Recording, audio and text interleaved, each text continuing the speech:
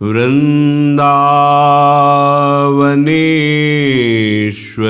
तवैव पदारविन्दं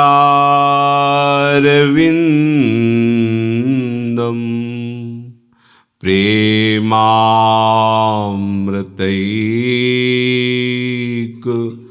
मकरन्दरसौघपूर्णम् हृद्यर्पितं मधुपते स्मरतापमोग्रं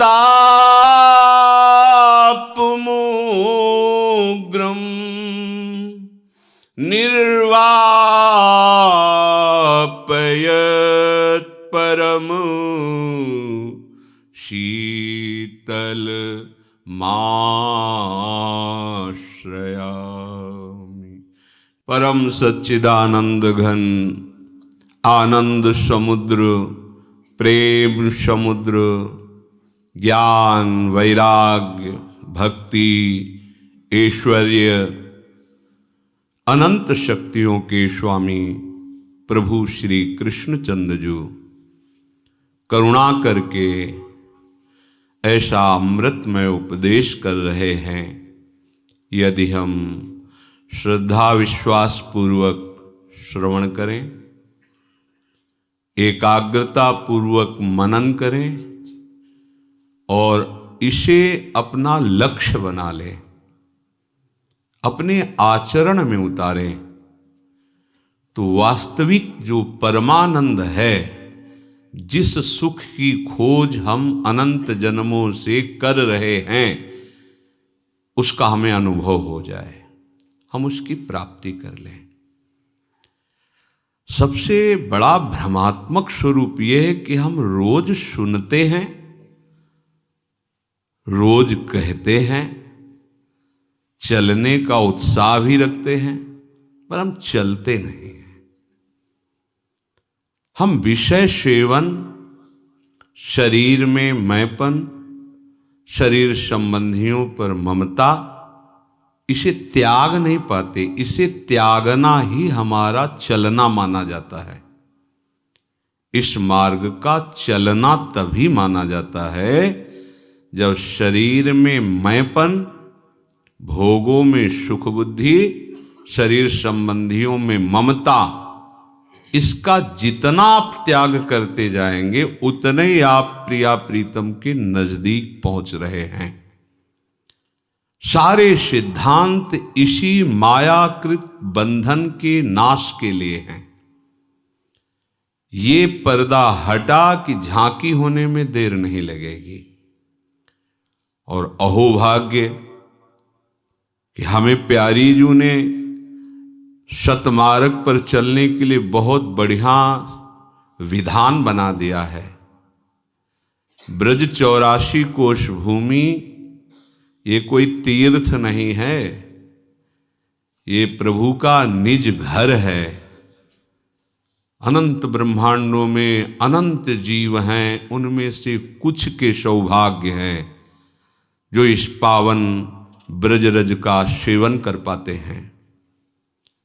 ब्रजरज वो महान शक्ति संपन्न वस्तु है जिसका सेवन करने मात्र से हृदय रजोगुण से रहित होकर भगवदानंद की तरफ प्रवाहित होने लगता है।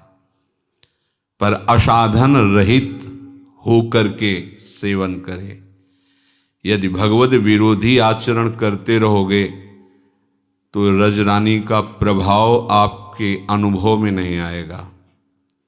अहोभाग्य, हमें इस ब्रज भूमि में, वृंदावन में सत्संग मिल रहा है, नाम जपने का, गुण गाने का अवसर मिल रहा है।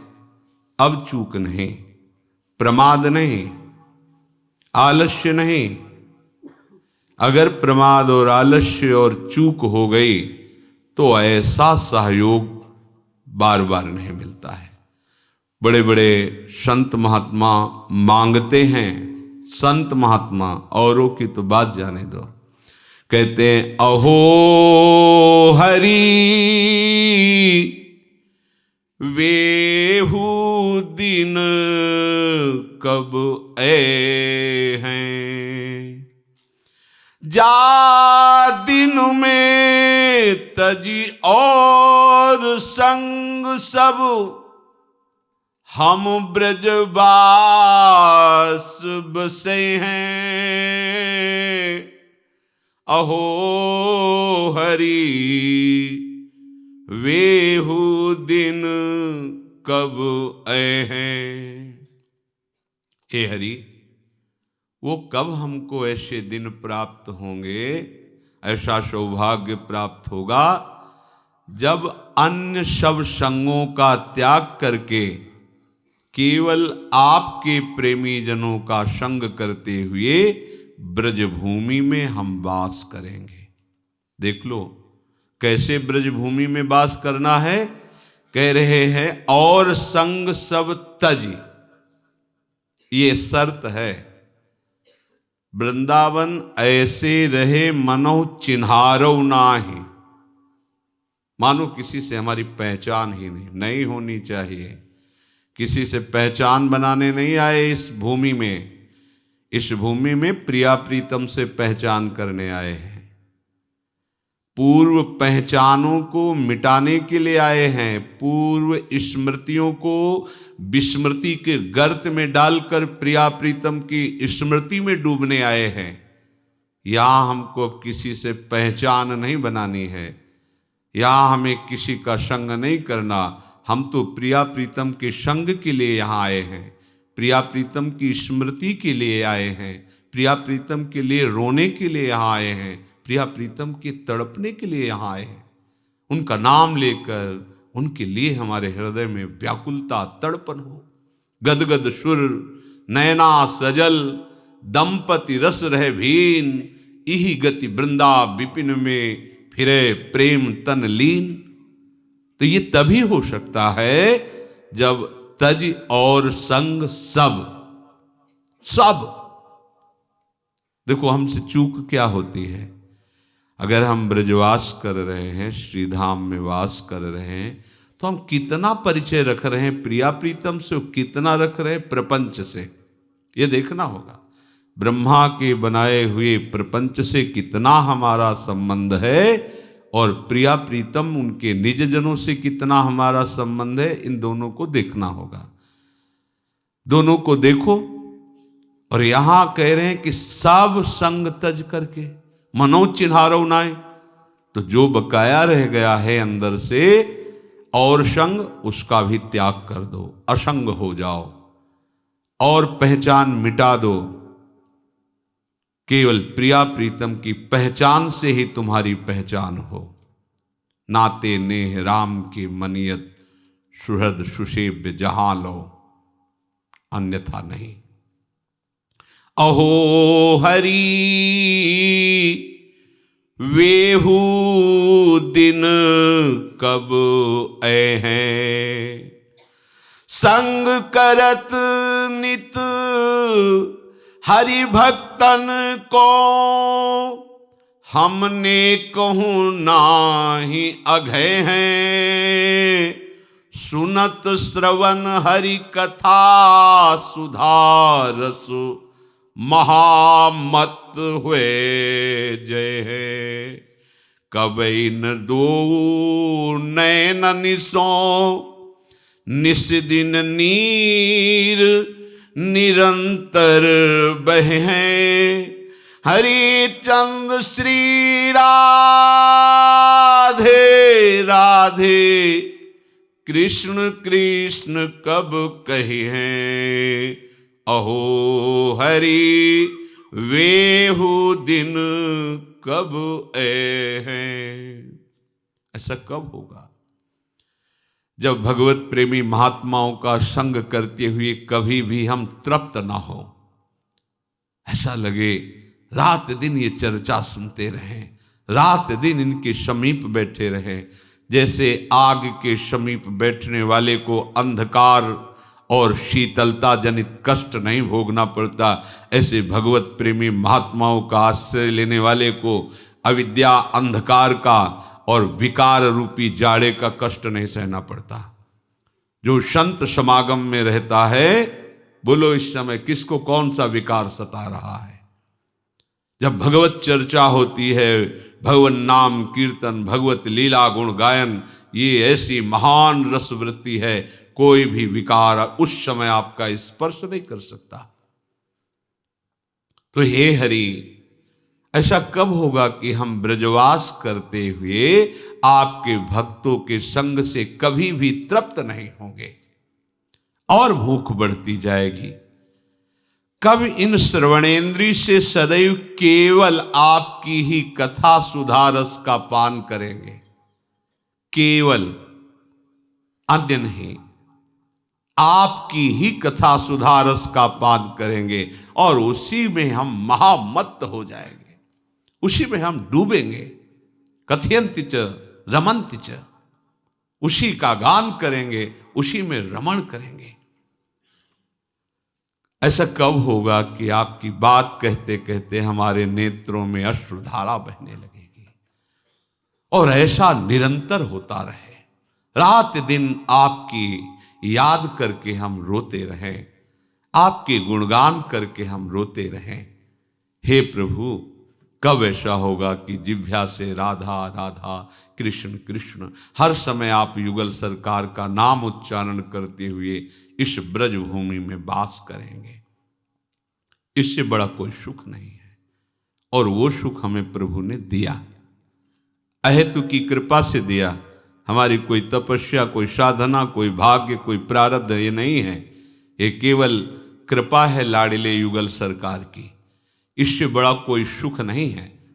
देखो, महापुरुष जन कहते हैं, जो सुख होत गोपाल ही गाए, सो न होत जप तप व्रत संयम, कोटिक तीर्थ नहाए,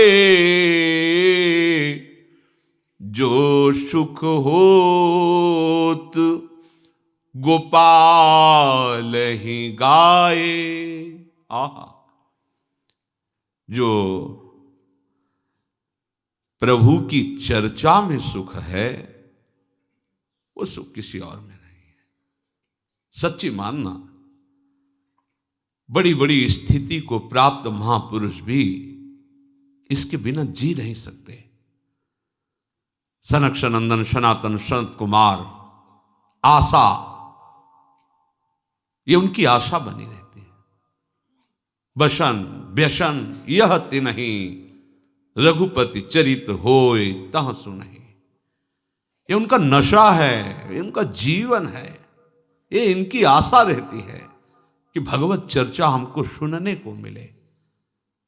जो साधन करके सिद्ध नहीं हुए, सिद्ध ही अवतरित हुए हैं। भगवान शिव भगवान है, परंतु लीला चरित्र में ऐसा रस है कि काकभूषण जी उच्च आसन पर बैठ करके भगवत चर्चा कर रहे और भगवान शिव हंस रूप धारण करके नीचे बैठकर सुन रहे। कैसी महामहिम भगवान की चर्चा में अमृत रस बरसता है। वो सुख किसी और साधन में है ही नहीं। जो सुख होत गोपाल ही गाए, सो न होत जप तप व्रत संयम, कोटिक तीर्थ नहाए। करोड़ों तीर्थों का अवगाहन, बड़े बड़े व्रतों का अनुष्ठान, बड़े संयम नियम, बड़ा जप तप, इससे वो सुख नहीं होता जो प्रभु की लीला चरित्र गायन से सुख होता है। सीधे लीला में प्रवेश करा देता है, महामोह का नाश करके सीधे भगवत साक्षात्कार की योग्यता ये भगवत चरित्र श्रवण से हो जाती है। बड़ी महिमा है सत्संग की। रत्नावती जी ने और कोई साधन नहीं किया था। दासी के श्री मुख से निकले हुए बिहारी बिहारिन के जस का श्रवण करके भक्त भूप पदवी पे विराजमान हो गई। ब्राह्मण पत्नियां, यज्ञ पत्नियां, वो कोई और साधन नहीं, केवल वृंदावन की मालिनी के द्वारा श्री लाल बिहारी की रूप माधुरी का श्रवणेन्द्रिय से पान करके बावरी हो गई, दर्शन की भारी व्याकुलता और साक्षात्कार प्राप्त किया। ये एक महामहिम स्वतंत्र भगवत चर्चा का प्रभाव है कि बिना किसी अन्य साधनों के भी यदि इसी चर्चा को गाया जाए, सुना जाए और इसी के चिंतन में रहा जाए तो बहुत शीघ्र भगवत साक्षात्कार हो जाए। इसका प्रभाव जब उदय होता है भगवत चर्चा का, तो कह रहे हैं गद गद गिरा नयन जलधारा, प्रेम पुलक तन छाए, तीन लोक सुख तृण सम लेखत, नंद नंदन उर आए, जो सुख होत गोपाल ही गाए, जो सुख होत गोपाल ही गाए। भगवत चर्चा का प्रभाव सीधे प्रेम योग कंठ भर आता है।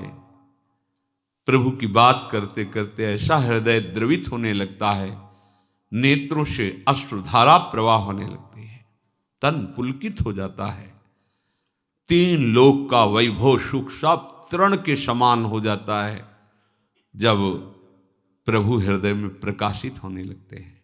भगवत चर्चा सुनते सुनते, गान करते करते नेत्रों से अश्रुधारा, गदगद कंठ, तन पुलकित, तो फिर हृदय में प्रभु प्रकाशित हो जाते हैं।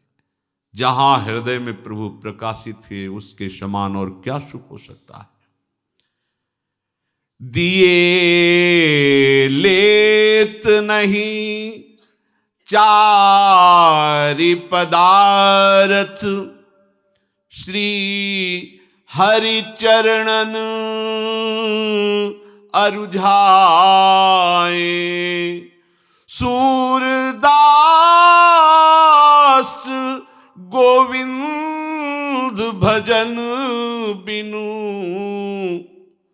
चित नहीं चलत चलाए, जो सुख होत गोपाल ही गाए। उसके हृदय में इतना आनंद उपासक के जागृत होता है कि धर्म, अर्थ, काम, मोक्ष, ये चारों महापुरुषार्थ देने पर भी वो स्वीकार नहीं करता। क्यों? क्योंकि उसका चित्त श्री हरि चरणों में लग गया है। सूरदास जी महाराज कहते हैं, गोविंद के भजन में ऐसा चित्त डूबने लगता है कि वो चित्त को हटाना भी चाहे तो अब हटाने की सामर्थ्य नहीं रह गई। ऐसे भजन में डूबने के लिए हमें पूरा संयोग प्राप्त हो गया। ये गोविंद की लीला विहार स्थली ब्रज 84 कोश, और गोविंद के भी नेत्र चकोर की भांति जिनके रूप रस का पान करते हैं, उनका निज महल वृंदावन सी प्यारी जो ऐसी उपासना का संयोग, ऐसे महामहिम वातावरण में यदि हम अपने चित्त को प्रभु में ना जोड़ पाए, वही प्रपंच, वही विषय चिंतन, वही राग द्वेष, काम, क्रोध, अहंकार, तो अब कहाँ अवसर रह गया है। फिर कौन सी ऐसी जगह है जहां हम आराधना उपासना के लिए अनुकूल वातावरण प्राप्त कर पाएंगे। वैकुंठ भी जिसकी महिमा के आगे लघु है, ऐसी रजरानी का आश्रय लेकर भजन न बना तो कहां भजन बनेगा। इसलिए सावधान होकर अपने जीवन के सौभाग्य को और बढ़ाओ, पतित मत होने दो। बहुत बढ़िया अवसर है। ये लुभावनी माया के द्वारा फेंकी गई ऐसे पासे हैं, ऐसे जाल हैं जिनमें तुम हार ही जाओगे यदि स्मरण नहीं रहा तो।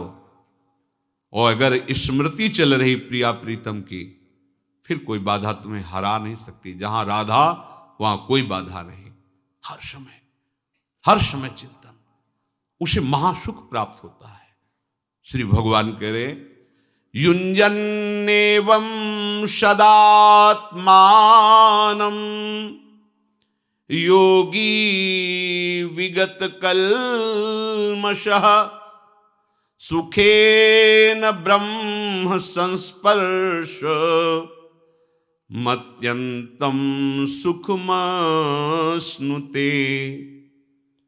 तुम अपने आप को सदा आराध्य देव में लगाते हुए पाप रहित हो जाओ।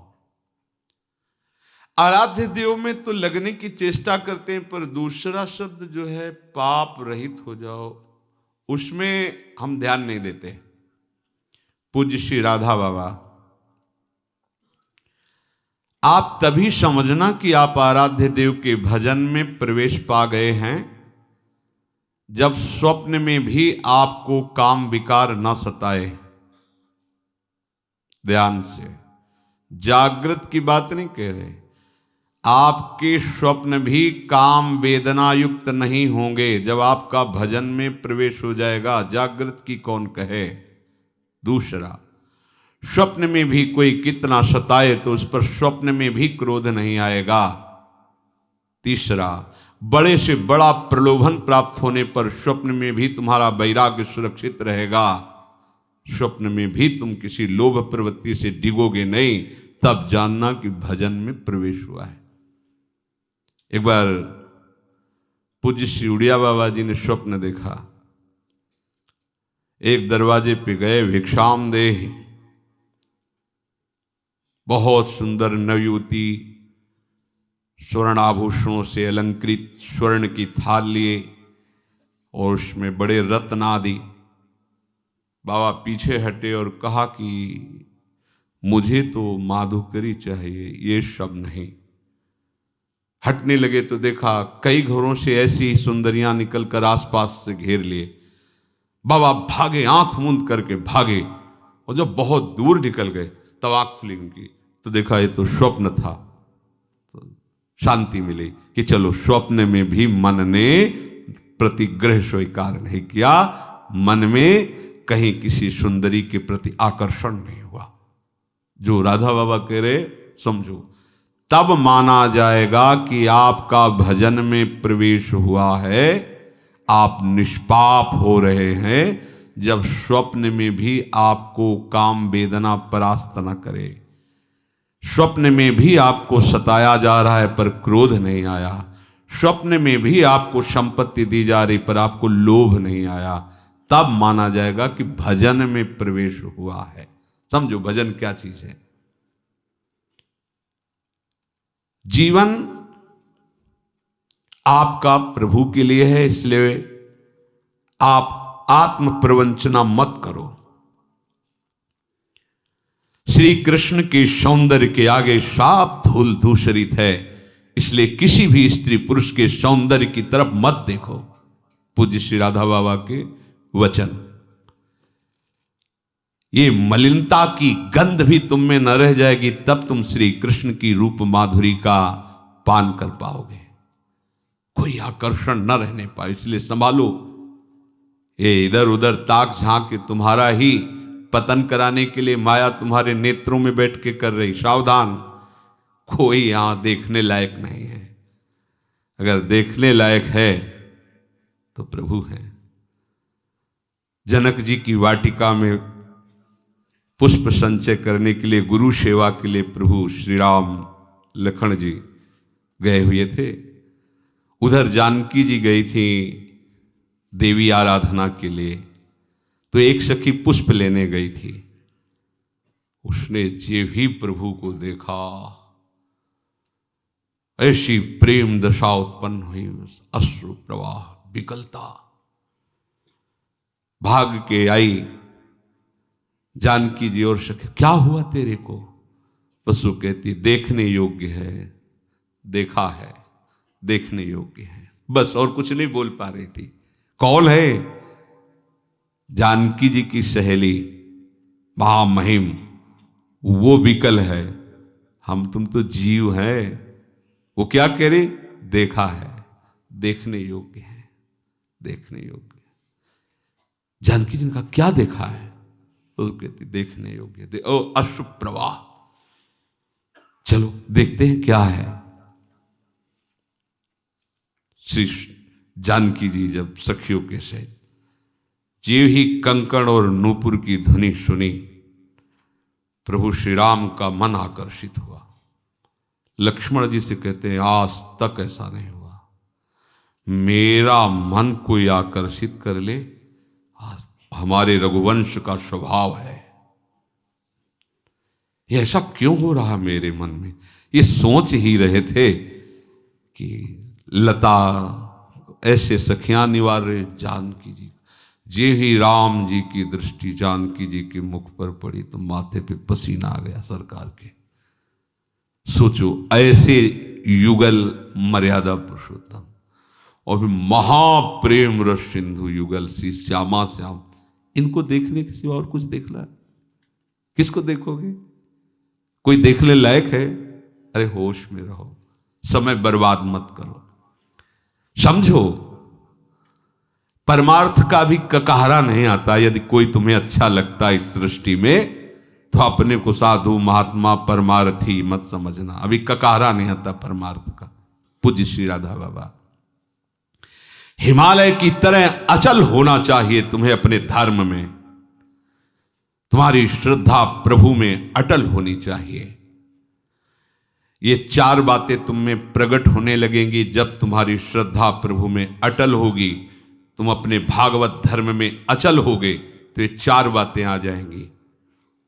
पहला, सर्वत्र तुम्हें अपने प्रभु का अनुभव होने लगेगा। मेरे प्रभु हैं, यही है, शव में है, कण कण में है। ये वाणी का विषय नहीं, ये हृदय में उसको अनुभव होगा। है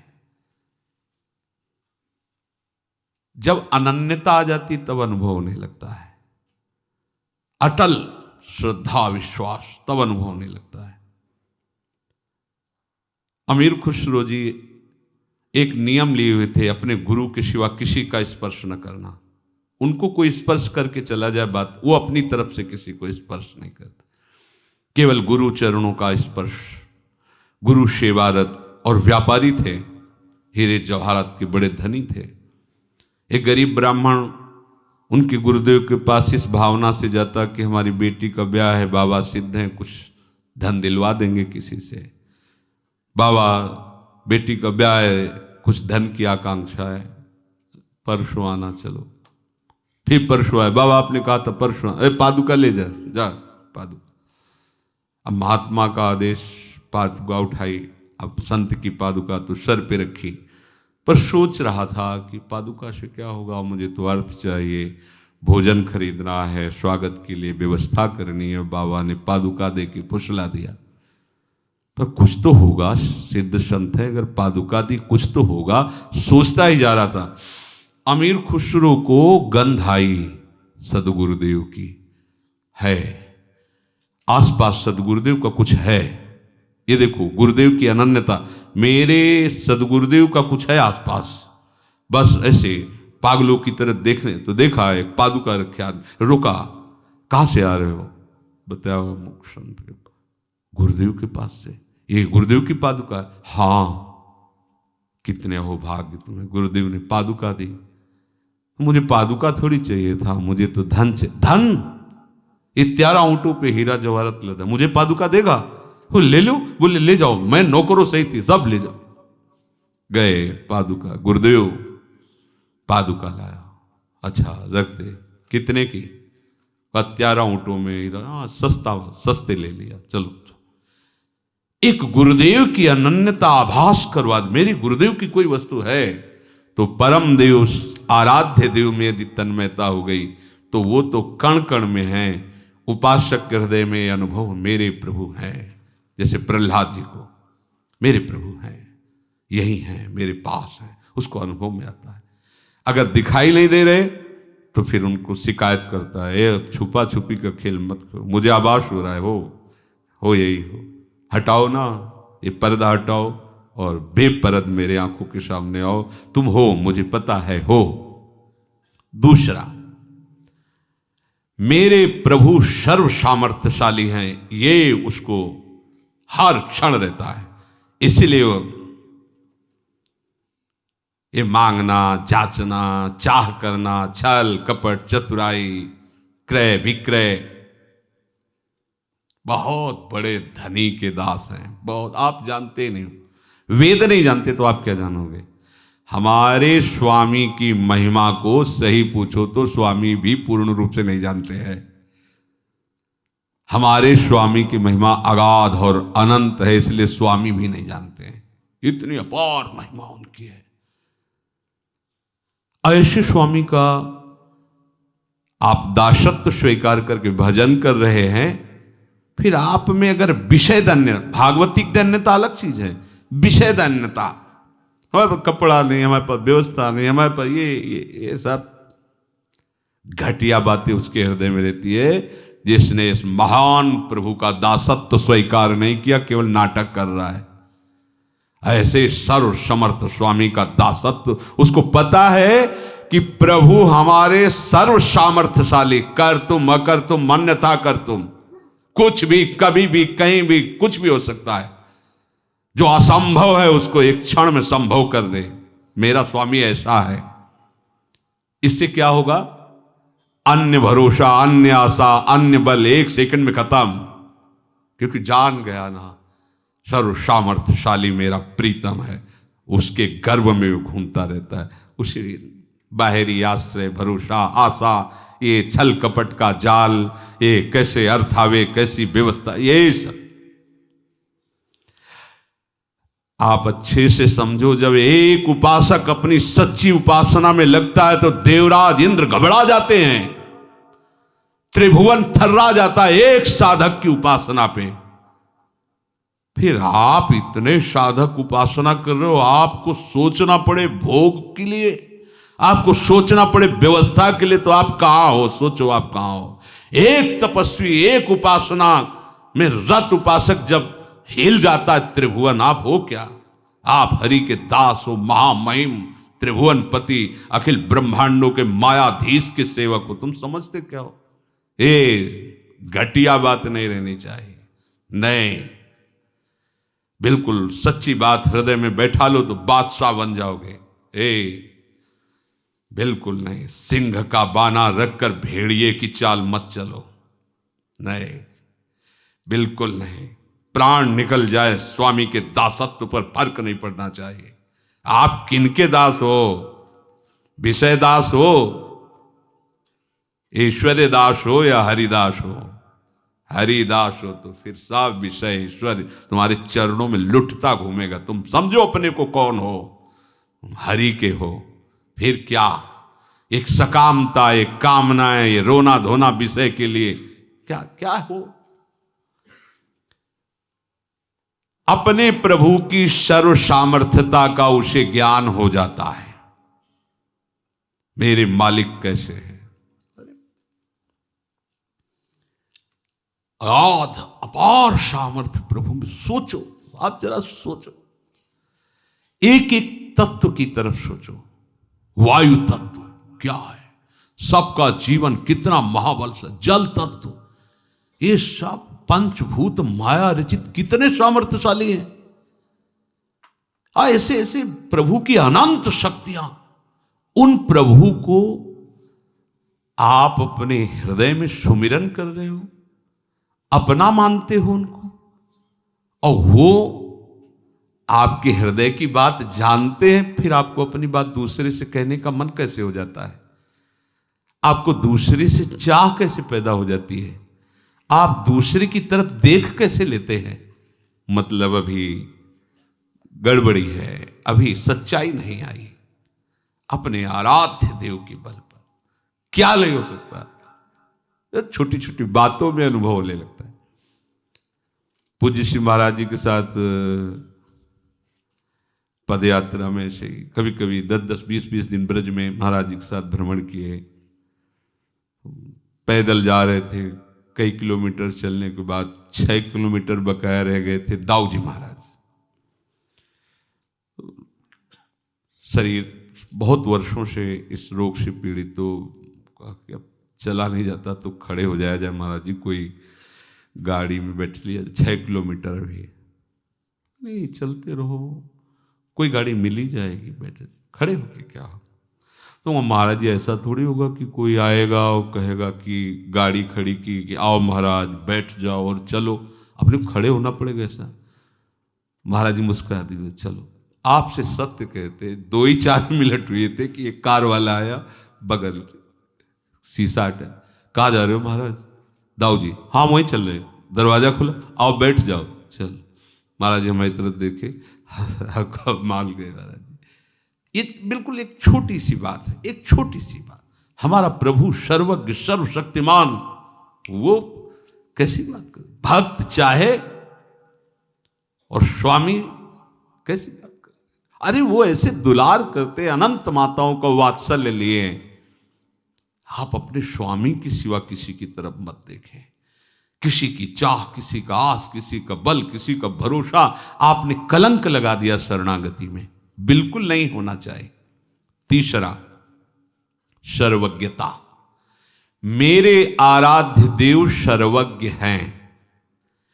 कहां कब क्या हो चुका है, कहां कब क्या हो रहा है, कहां कब क्या होगा, तीनों ज्ञान हर समय प्रभु के सामने रहते हैं, हर समय। ऐसे सर्वज्ञ हमारे स्वामी हैं।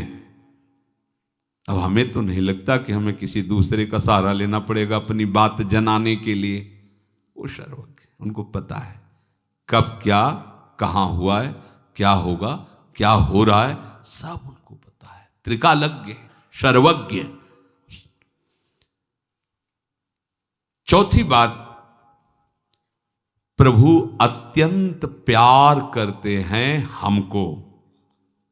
ये उस उपासक के हृदय में आ जाता है, अनुभव होता है। ये बात करने के बाद हमको प्रियाजू कितना प्यार करते, वो अनुभव होता है। एक एक वृत्ति अनुभव में, ये प्रियाजू के, ये देखो प्रियाजू ने बुलवाया, ये प्रियाजू ने ऐसा, वो एक एक वृत्ति। अब चित्त की वृत्ति अगर एक भी उदय हुई तो प्रियाजू से ही उदय होगी, अहंकार से नहीं, प्रकृति माया से नहीं। वो प्रिया, क्योंकि प्रियाजू की शरणागत है। प्रभु के प्रति जहां ये भाव आया कि प्रभु मुझे बहुत प्यार करते हैं, अब वो निर्भय हो गया, काल से भी नहीं डर सकता। ये बात होती। ये 4 बातें अचल श्रद्धा और विश्वास करने वाले उपासक के हृदय में आ जाती हैं। मेरे प्रभु हैं, अनुभव होने लगता है आसपास कण कण में। मेरे प्रभु सर्व सामर्थ्यशाली हैं, मेरे प्रभु सर्वज्ञ हैं, कब कहां कैसे क्या हुआ है होगा, ये सब उनको पता है। और ऐसे मेरे प्रभु मुझे बहुत प्यार करते हैं। ये 4 बातें उपासक के हृदय में अपने आप आ जाती हैं। जहां वो प्रभु का श्रद्धा विश्वास पूर्वक आश्रय लिया, भजन शुरू किया। मेरी बात मान लो भाई, मरोगे पूज्य राधा बाबा, पर ऐसे मरो कि फिर न मरना पड़े। बाबा कह रहे ऐसे मरो कि फिर न मरना पड़े। अगर तुम प्रभु का आश्रय लेकर भजन करोगे तो हमारी बात याद रखना, मरते समय तुम्हारे सामने वो खड़े होंगे तुम्हारे को ले जाने के लिए। बाबा कह रहे मेरी बात मान, इसलिए वो कह रहे मेरी बात कि हम देख रहे हैं, हम समझ रहे, तुम शायद ना समझ पाओ। यदि तुमने भगवद आश्रय लिया है, ईमानदारी से भजन कर रहे हो, तो विश्वास रखना और कोई लेने के लिए तुम्हारे पास नहीं आएंगे, वही स्वयं आएंगे, मरते समय तुम्हारी आंखों के सामने खड़े होंगे और वो बहुत प्यार करने वाले हैं। पर मरने के पूर्व तुम्हें तैयारी करनी होगी इस बात की कि मरने के समय मेरे, और वो कभी भी समय आ सकता है किसी का भी आ सकता है। ये तैयारी करनी होगी कि मेरे सामने मेरे प्रभु हों और फिर हमारा शरीर छूट रहा हो। लेकिन आप लोग तो ऐसे लगे हैं, पूज्य बाबा के वचन है, जैसे बंदर कुत्ता। बाबा जब कभी बोलते थे तो बहुत कड़वा भी बोलते थे। अरे बंदर कुत्ता यही तो सब कर रहा है जो तुम कर रहे हो। बच्चा पैदा करना, बच्चों को प्यार करना, उनको पोषित करना, सोना खाना पीना, यही तुम भी कर रहे हो। संसार के पीछे जी रहे हो, संसार के पीछे भाग रहे हो, संसार के पीछे मर रहे हो। तुम मरते समय संसार ही तो आएगा। अगर प्रभु के लिए जियो, प्रभु के पीछे भागो, प्रभु के चिंतन में रहो, तो प्रभु अंतिम समय आ जाएंगे तुमको लेने के लिए। अगर हम किसी को ऐसा कहते तो हमारी तरफ ऐसा देखता है मानो फुसकार से हमें भस्म कर देगा। पूज्य राधा बाबा, जब हम किसी को कहते हैं ऐसा तो हमारी तरफ ऐसा देखता है मानो भस्म कर देगा। अरे सावधान हो जाओ, अभी तुम्हें हमारी बात क्रोध दिला रही होगी, आग लगा रही होगी, पर हम जो बात कह रहे हैं वो तुम्हें शीतल बनाने वाली कह रहे हैं कि भूल मत करो। समय रहते अगर उपासक को पता लग जाए कि वो ठीक ठीक चल रहा है कि नहीं, तो बात बन सकती है। समय निकल गया तो फिर मन पछते ही है, अवसर बीते। इसीलिए बाबा कहते हैं हम कड़ुआ बोलते हैं कि तुम ठीक से अपने को देख सको, विश्वास करो। आपको कहाँ जाना है, जा किधर रहे हो, क्या करना है, कर क्या रहे हो। या पूछते रहते हैं कि भगवत प्राप्ति कैसे होगी। पैसा कमाने में विष्ठा की कीड़े की तरह मर रहे हो, नाम जपने में कितना समय लगाते हो, पूछते हो भगवत प्राप्ति कैसे होगी। पूज्य श्री बाबा कोई मर रहा है कि हमारा नाम हो जाएगा। अरे हम तुम्हें बताते हैं, अशोक इतना महाबली था, उसका नाम इतिहास में केवल लिखा हुआ, क्या उसे सत्य वस्तु प्राप्त हुई? क्या उसको सत्य वस्तु प्राप्त हुई? नाम लिखा इतिहास में, गया। तुम मानो चाहे ना मानो, तुम्हारे मानने ना मानने से यहां कोई फर्क नहीं पड़ने वाला। आग के पास जाओगे तो पैर जल ही जाएगा, चाहे समझ के जाओ या बिना समझ के जाओ। धर्म बदलता नहीं है, धर्म शाश्वत होता है। इसलिए शैली बदलो अपने भजन की। ये डगमगाने वाली शैली से मत चलो। जो विषय आया उसमें गिर गए, फिर खड़े हुए, फिर चले, फिर विषय आया, फिर सावधान हो। प्रभु का सनातन नियम है कि जो आस्तिक है, एक बार जान लिया ये गलती हो गई, दोबारा गलती नहीं होनी चाहिए। समय हमारे पास नहीं कि बार बार गलती हम करते रहें और क्षमा मांगते रहें। आते हैं हमसे कहते हैं कि कैसे भजन होगा, कैसे भगवत प्राप्ति होगी। पूज्य राधा बाबा के वचन, डरो कोई भी सिनेमा नाटक जो तुम देख रहे हो उसमें रजोगुण के परमाणु हैं, उसमें काम के परमाणु हैं। बाबा के शब्दों में, ये छोरा छोरियां ये सिनेमा देखकर, ये नाटक देखकर मलिन आचरणों में उतर रहे हैं।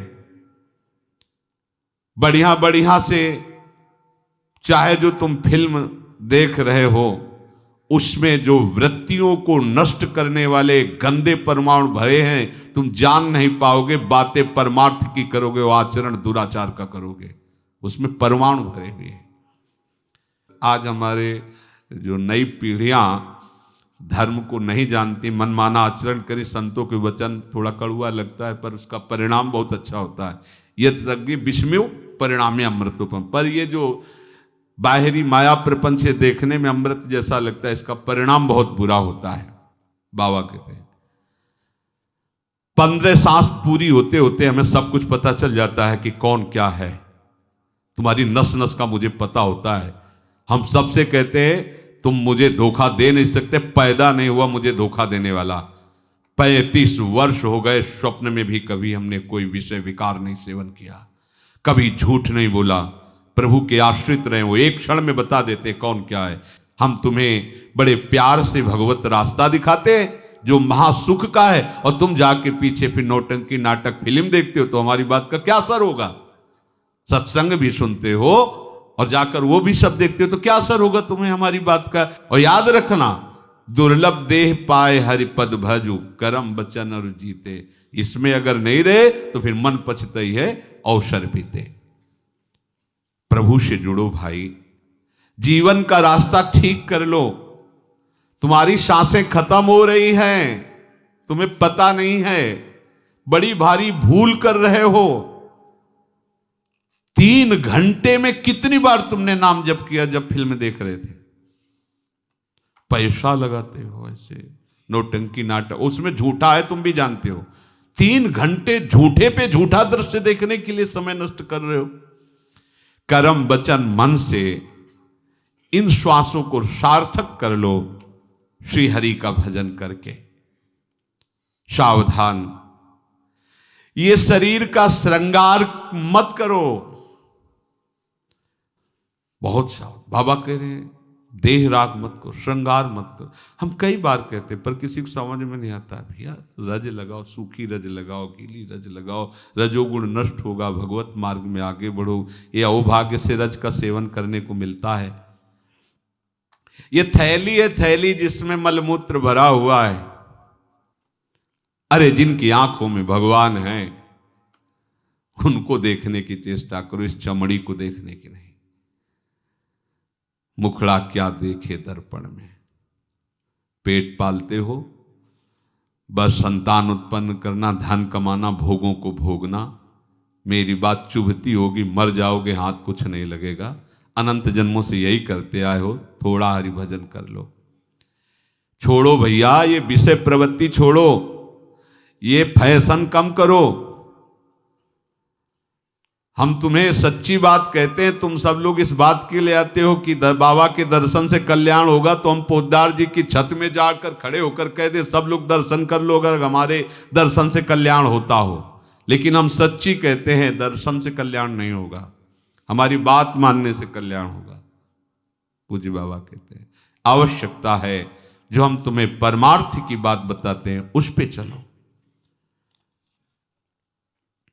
एक बात तुम अपने जीवन में उतार लो, भगवद स्मृति हर शास्त्र का, हर संतों का सार है। भजन हर समय भगवद स्मृति। देखो अगर तुम्हारा स्वभाव तुम्हें भजन से अलग करता है तो बार बार प्रयास करो, भजन न छूटने पावे। किसी काम के बहाने, किसी भोग के बहाने भजन को मत छोड़ो।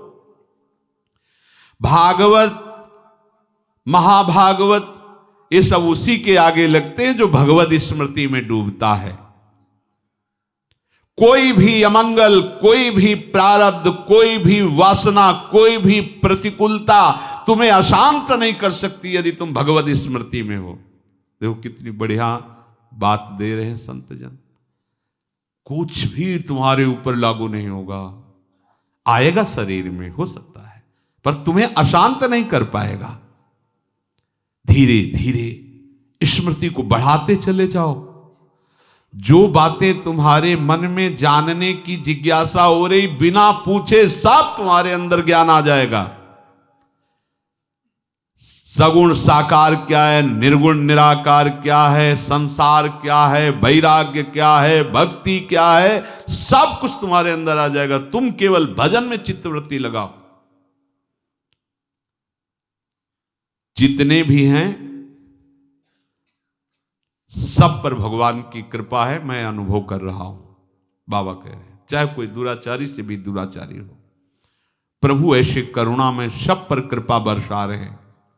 चाहे से पशु पक्षी ही क्यों ना हो, घोर पापी क्यों ना हो, पर उनकी कृपा को केवल वही समझ सकता है जो उनका भजन कर रहा है कृपा सब पर अनुभव वही कर सकता है, नहीं तो सब अहंकार से। देखो हमने ऐसा काम किया, बात बन गई, बात बनाया हरि ने है, तुम अहंकार से देख रहे हो। तुम्हें बनाया हरि ने, तुम अहंकार से उसको पोषण कर रहे हो। बिना भजन के तुम ये नहीं जान पाओगे कि हमारे ऊपर प्रभु की कितनी कृपा है। देखो हमारी बात मान लो, फिर आप देखोगे आपका जीवन कैसे निहाल हो गया। हम तुमसे सच्ची कहते हैं, तुम्हारी हर बात भगवान सुनते हैं, हर बात सुनते हैं। पर वो इसीलिए पूर्ण नहीं करते क्योंकि तुम्हारे लिए उचित नहीं है। वो जानते, सर्वज्ञ, हर बात तुम्हारी सुनते हैं। कोई बात ऐसी नहीं है जो अनसुनी कर रहे हो। आप सच्ची मानिए, आप हठ मत कीजिए अपनी किसी बात को पूरी करवाने के लिए। वो वही बात पूरी करेंगे जिससे तुम्हारा परम हित होगा, परम मंगल होगा। और ऐसा कभी अविश्वास मत करो कि हमारी बात भगवान सुनते नहीं, वो सबकी बात सुनते हैं। पूरी वही करेंगे जिसमें वो सर्वज्ञ हैं, जिसमें तुम्हारा आगे मंगल होगा। अमंगल होगा वो कदापि पूरी नहीं करेंगे। हम बचपन से इस बात का अनुभव करते चले आ रहे हैं। मुझे जब कोई जरूरत पड़ती थी तो हमने जब संतों से सुना था कि भगवान से मांगो, भगवान पूर्ण कर देते हैं। तो मैं बहुत छोटा था, एक बार मेरे मन में आई कि मुझे लिख के मिटाने वाली रबर चाहिए और मैं मांगूंगा नहीं, और मुझे मिल जाए तो मैं जानूं कि भगवान मेरी बात सुनते हैं। सच्ची मानना, जब घर गया तो माताजी ने कहा कि तुम्हें रबर की जरूरत तो नहीं है। तो हमने बोले, वो मेरे मन में आया था कि तुम्हें रबर मंगा के दे दें। तो ये हमने कुछ कहा नहीं, पर एकांत में जाके, छोटे थे और भगवान से कहा, हाँ हमारी बात सुनते हैं। मैं जान गया। सच्ची पहला दिन था जब घर से भागे थे, शंकर जी के मंदिर में बैठे, 12 लगभग बजे जब, तो भूख लगी। घर में तो बाल भोग भी मिल जाता, हुआ कहाँ बाल भोग। मन में आया कि भोजन कहाँ मिलेगा। अच्छा, कोई ऐसा था नहीं कि मांगने की वृत्ति, घर से सीधे निकले थे, कुछ ज्ञान था नहीं कैसे क्या, कितने दिन भूखे रहेंगे, कैसे कोई भोजन देगा, ऐसी सोच ही रहे थे कि एक आदमी आया। उसने कहा, यहाँ सूरदास बाबा रहते थे, जानते हो? काम तो आज ही आए, हम तो जानते नहीं। इधर उधर घूमा फिरा के कमंडल हमारे पास रखा और डिब्बा स्टील का, ढक्कन खोला तो उसमें लाल लाल दही था। ओए सुनो बच्चा, तुम इसे पी लो। नहीं नहीं, हम ऐसे क्यों ऐसे पी ले, मतलब नया नया पहला दिन। तो उनका नहीं, उन संत के ले आया था, वो है नहीं, तो हम घर तो लौटा के ले नहीं जाएंगे। तो हम एक लोटा, एक छोटी गीता, छोटी चटाई, वो कुशा की, जैसे किसी के मरने पर वो दी जाती है, जैसे छोटे छोटे आसन चटाई की, वो एक ऐसे चटाई, अपना लोटा निकल, और लीटर 1.5 लीटर होगा मीठा दही, पिया चलेगा। तुरंत विश्वास, वही भगवान शंकर के उस पिंड को हृदय से लगा के, मांग प्रभु मुझे विश्वास अब कि आप हमारा निर्वाह करोगे। तब से आप एक एक क्षण आपकी भगवान सुनते हैं। पर हम आश्रय केवल भगवान का, भरोसा केवल भगवान, वो और आपका भरोसा दृढ़ होता चले। पर हम ऐसी बातें मांगते हैं जिससे हमारा मंगल हो, तो बहुत वात्सल्य सिंधु नहीं देंगे। वो हम जहर मांगे तो जहर थोड़ी दे देगी हमारी माँ, नहीं देगी। वो जानती है कि ये अपना हित अहित नहीं जानता। ऐसे ही अनंत माताओं का दुलार प्रभु ले, वो हम हमारा मंगल कैसे होने देंगे। प्रभु की कृपा सब पर है, विश्वास करो, भरोसा करो। तुम केवल भरोसा करो, तुमसे वो सब कुछ करवा लेंगे परमार्थ में जो चाहिए। तुम्हें सत्य प्रतिज्ञ बना देंगे, ब्रह्मचारी बना देंगे, जितेंद्री बना देंगे, भजनानंदी। सच्ची मानो, जितने बड़े बड़े महात्मा अगर हृदय से उनकी बात पूछोगे ना, तो वो यही कहेंगे कि भगवत कृपा से सब हुआ है। ऐसे कृपा हाथ पकड़ के ऐसी चढ़ाई को चढ़ा देती कि पता ही नहीं लगता कि ये चढ़ाई तो हम कभी नहीं चढ़ सकते थे, पर प्रभु ने कैसे चढ़ाई चढ़ा दी। आप एक काम अपनी तरफ से कभी चूक मत कीजिए, निरंतर प्रभु का नाम जपिए, फिर देखिए क्या होता है। जो कुछ आगे सब कुछ हो जाएगा। चाहे कितनी विपत्ति आवे, आप उनसे ही केवल कहिए, दूसरे से नहीं। बाबा कह रहे 42 वर्ष पहले की बात मैं तुम्हें बता रहा हूं। ऋषिकेश में था, मेरे पैर में भयंकर गठिया दर्द था। सत्संग में भी सुनाया था उस समय बाबा का। तो बहुत कष्ट, और मैं कोई दवा नहीं लेता था। एक रात को बहुत पीड़ा हो रही थी, 10 गुना दर्द, पहले से 10 गुना दर्द बढ़ा था। फिर हमें रहा नहीं गया, तो हमने प्रभु से कहा कि इतना दर्द दो जिससे मैं सह सकूं। आप सुन रहे हो ना, इतना दर्द दो जितना मैं सह सकूं। इतना दर्द ना दे दो कि आपका स्मरण छूट जाए, मैं दर्द का स्मरण करने लगूं। तो विश्वास मानना, सामने श्री कृष्ण प्रकट हो गए और उनकी आंखों में आंसू थे और हमसे कहा कि तुम मुझे इतना निष्ठुर समझते हो क्या? मैं इतना तुम्हें दर्द दूंगा कि तुम सह नहीं सकोगे? फिर हम तुम्हें क्या बताएं, 2 घंटे तक वो हमारे सामने ही विराजमान रहे और हमारे आंखों से आंसू बहते रहे। बस जे ही वो हटे तो पीड़ा कहाँ गई मुझे पता नहीं, अपने आप में सोच उठ करके अपने आप गया, जबकि मुझे लाद के ले जाया जाता था। फिर गया, गंगा स्नान किया, कहाँ गया वो दर्द, बिना औषधि के सब गायब। हमें विश्वास करना है।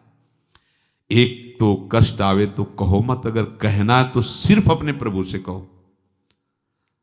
देखो, आप जैसी भावना करोगे वैसा ही है। आप सोचोगे कि भगवान कैसे प्रकट हो गए, तो सच्ची मानो है, जो है वो तो आप मान नहीं रहे, इसीलिए वो आपको दिखाई नहीं दे रहे है। आप स्त्री मान रहे हो, पुरुष मान रहे हो, जड़ मान रहे हो, चैतन्य मान रहे हो, वो दिखाई दे रहे हैं।